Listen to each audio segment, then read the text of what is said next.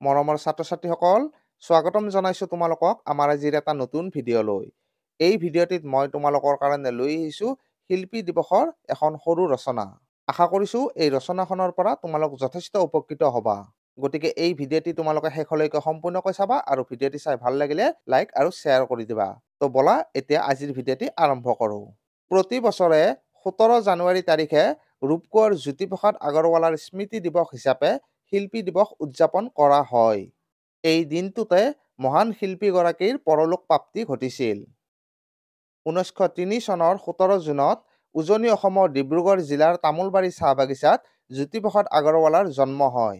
তেখেতৰ পিতৃৰ নাম আছিল পৰমানন্দ আগৰৱালা আৰু মাতৃৰ নাম আছিল কিৰণময়ী দেৱী।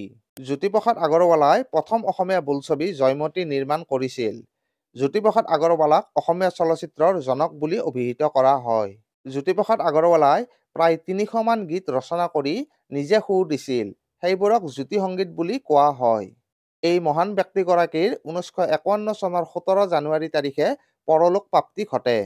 সুন্দৰৰ পূজাৰী জ্যোতিপ্ৰসাদ আগৰৱালাক স্মৰণ কৰাৰ লগতে তেখেতৰ গীত মাতসমূহ জীয়াই ৰখাৰ বাবে প্ৰতি বছৰে 17 জানুৱাৰী তাৰিখটো শিল্পী দিৱস হিচাপে পালন কৰা হয়।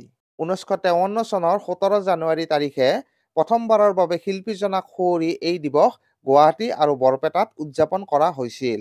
প্ৰথম অৱস্থাত এই দিনটো জ্যোতি দিৱস হিচাপে পালন কৰা হৈছিল। পৰৱৰ্তী সময়ত জ্যোতি দিৱসক শিল্পী দিৱস হিচাপে নামকৰণ কৰা হয়। অসমীয়া ভাষা সাহিত্যৰ কবিতা, নাটক, প্ৰবন্ধ, সমালোচনা, শিশু সাহিত্য আদি সকলো দিশতে তেখেতে বৰঙণি আগবঢ়াই গৈছে। অসমীয়া সংস্কৃতিলৈ আগবঢ়োৱা অনবদ্য অৱদানৰ বাবে তেখেতক ৰূপকোঁৱৰ বুলি কোৱা হয়। শিল্পী দিৱসৰ দিনা বিদ্যালয় মহাবিদ্যালয় আদিত জ্যোতি সংগীতৰ উপৰিও জ্যোতিপ্ৰসাদ আগৰৱালাৰ জীৱন আৰু সৃষ্টিৰ ওপৰত বিভিন্ন প্ৰতিযোগিতা অনুষ্ঠিত কৰা হয়। আমি কেৱল শিল্পী দিৱস পালন কৰিলেই নহ'ব, আমি সকলোৱে আগৰৱালা দেৱৰ সৃষ্টিক আমাৰ মাজত চিৰদিন জীয়াই ৰাখিব লাগিব। ছাত্ৰ-ছাত্ৰীসকল, আজিৰ ভিডিঅ'টিত মই তোমালোকৰ কাৰণে লৈ আহিলোঁ শিল্পী দিৱসৰ এখন সৰু ৰচনা। আশা কৰিছোঁ ভিডিঅ'টি চাই তোমালোকে যথেষ্ট ভাল পাইছা। যদি এই ভিডিঅ'টি চাই ভাল লাগিছে তেনেহ'লে লাইক কৰি দিবা আৰু লগতে তোমালোকৰ বন্ধুবৰ্গৰ লগত এই ভিডিঅ'টি শ্বেয়াৰ কৰি দিবা। ধন্যবাদ।